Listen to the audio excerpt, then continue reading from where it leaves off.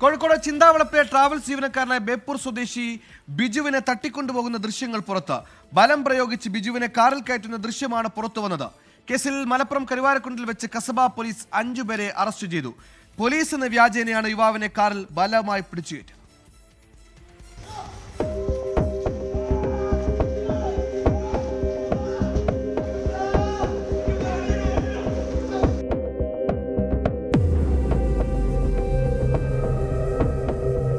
കഴിഞ്ഞ ബുധനാഴ്ച പുലർച്ചെ 2:30 കോഴിക്കോട് ചിന്താവളപ്പിലെ ട്രാവൽസിൽ നിന്ന് ജീവനക്കാരനായ ബിജുവിനെ ഒരു സംഘം തട്ടിക്കൊണ്ടുപോകുന്ന ദൃശ്യങ്ങളാണിത്. പോലീസ് എന്ന വ്യാജേന എത്തിയ സംഘം ബലം പ്രയോഗിച്ചാണ് ബിജുവിനെ കാറിൽ കയറ്റുന്നത്.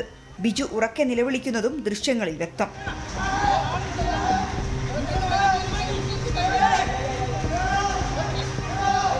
ഇതിന് പിന്നാലെ മലപ്പുറം കരുവാരക്കുണ്ടിലേക്ക് പോയ പ്രതികളെ പിന്തുടർന്ന് കസബ പോലീസ് എത്തി.